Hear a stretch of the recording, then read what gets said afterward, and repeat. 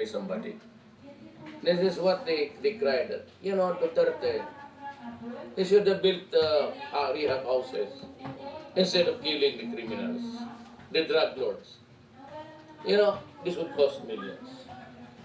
I entered the presidency of the Republic of the Philippines midterm.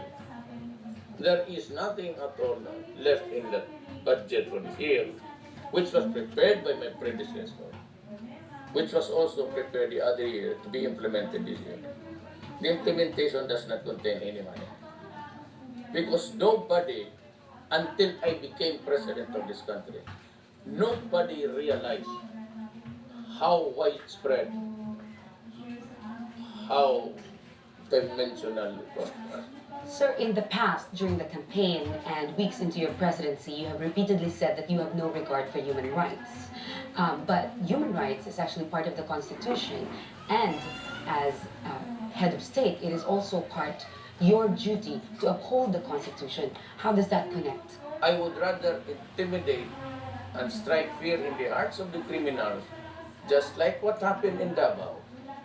When finally you can walk the streets, walk about in the streets at night, and you can eat anywhere at any time, and nobody would bother you. It's happening in Davao.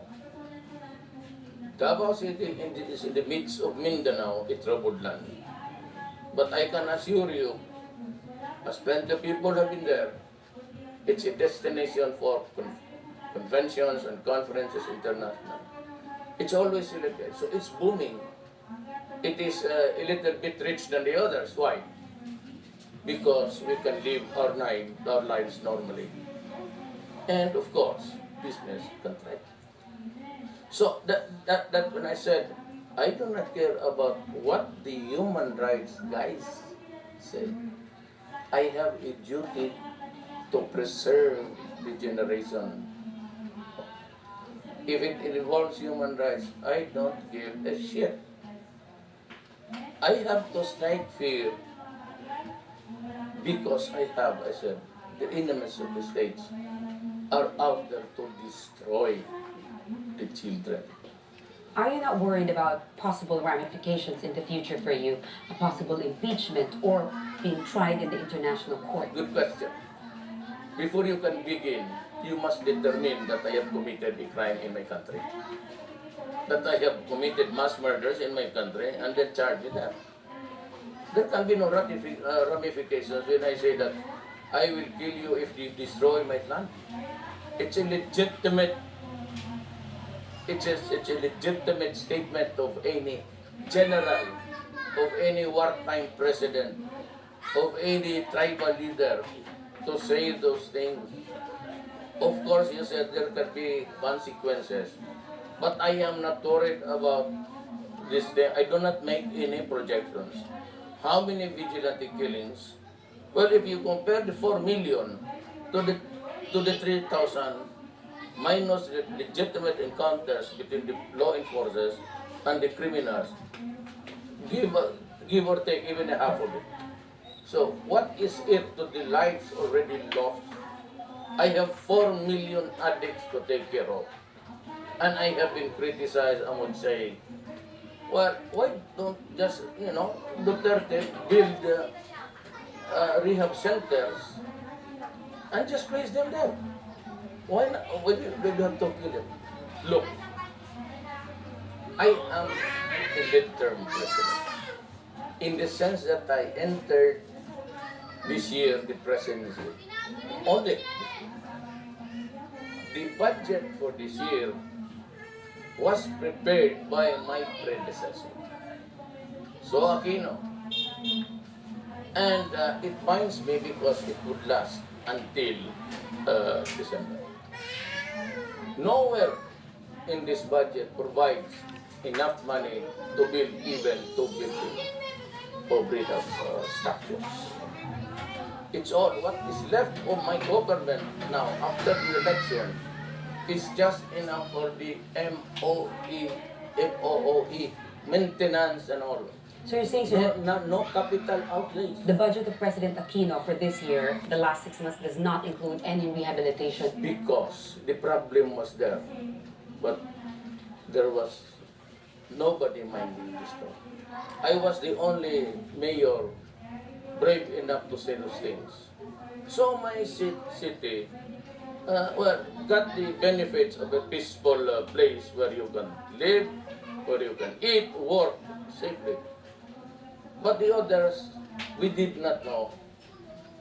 But they allowed so many administrations to flourish. And it was not until I became president that we realized that there were already, according to, at the time, to General Santiago of the PDEA, Philippine Drug Enforcement Agency, that there are already 3 million addicts. So never mind my counting, because I'm still counting up to the end of the year. Are you in favor of medicinal marijuana? Yes, but that is a really wrong process. It has to be something like being officially certified by the Food and Drugs of the Philippines, and it must have this qualifying, activity where it's being used to find out if it's really medicinal, or if it can do something good for the body. But you'd consider it. You'd consider it legalization of it, for example. I'm not the authority for that. It's the Food and Drug Administration which says that it's good. Okay. If it is certified by the government that it's good, fine, no problem. I don't think anyone could deny, doesn't matter how controversial it is, that you've delivered on your election campaign promise to crack down on drugs. One thing you haven't delivered on yet is your promise to ride a jet ski out to the disputed territory in the South China Sea and plant the Philippine flag on there. Now, many people, many voters, I assume, took that as a sign that you were going to be tough on China in that disputed territory in the South China Sea or the West Philippine Sea, but you haven't been. Why? Do you really think that I would go the riding? I don't even own a jet. No, I don't. But people perceived that as a sign that you were going to get tough with It China. was a hyperbole. Literally, it's you cannot expect to ride. I don't even know how to swim. And if it overturns, then you lose a president along the way. So why did you say that then? What were you referring to? Yeah, a hyperbole. To stress a point that we will not give up anything there. But your statements recently tend to indicate that you are willing to give up some territory there. No, it does not. Nobody's going to give up the judgment that it's an people. I cannot give it up. Nobody can give it up. Nobody in the Constitution allows anybody to give it up. Even the president cannot give it up. Those are our entitlements. This is an island. Everybody, every country in this world is given its own fish fund. That's your fish fund where you get the fish, the shells, and everything. You cannot give it up. You can only negotiate to prevent war. Remember that okay. I'll push your logic to this logical conclusion. We have this judgment, right? Two things. I can go into a rage because it's being occupied. But remember, it is not the sovereignty itself. It's the entitlement attached to it is the sovereignty. Okay? The other is to go into a rage and fight, and the other is to talk. What do you think will happen to my country if I choose to go to war? A fight alone? Or I would call upon the other countries to help me? Who? Who died for my country except us? So we can only talk. And that's why they invited me for talks. I will go. But I will go with this paper.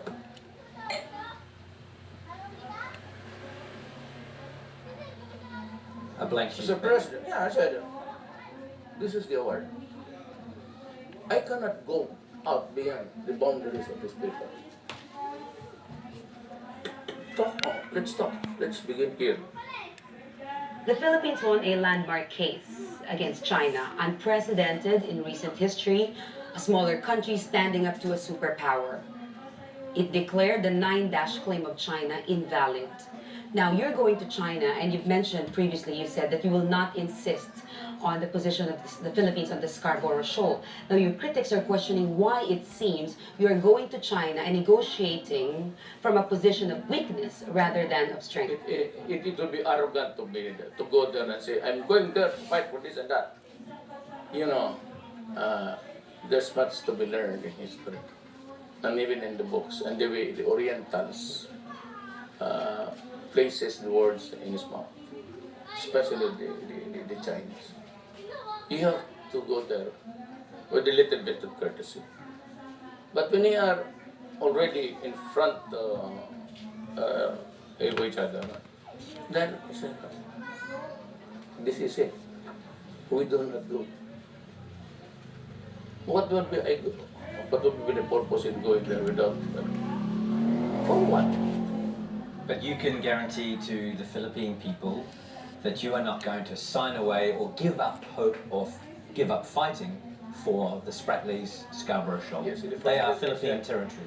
Nobody, not even the president of this country can give up the claim. You are not allowed to do that. That is one sure way of going to impeachment. But can you guarantee that you will fight to maintain those? Nobody's going to give up anything. I said, if the Constitution does not allow you, who can? Then not even your mouth. That's how it is. What deals are you hoping to do when you go to China? Well, maybe we talk about. I would know. I would not know where we tell, so where would start. Then the judgmental thing would come into fore. Then some other matters about trade and commerce, and if there's any arrangement, if we want to come to happy compromise, then we can talk about entitlements of the China Sea. But really, I cannot predict on any solid thing to talk about until I'm there. So I am not there until I am there. Will you discuss the war on drugs? Because records show that a lot of the drugs coming into the Philippines are coming from I China. understand it. That's why they'd like to help. But you know, China now is a democracy. I mean, the communist is just something which is just a thing to go by, keep control. But everything there's free enterprise. Having said that, Mr. President, you have clearly moved away from the United States. Why do you think it is necessary for the country to distance itself from its long-standing ally in Asia? Our exclusive interview with the Filipino President, Rodrigo Duterte, will continue on the next episode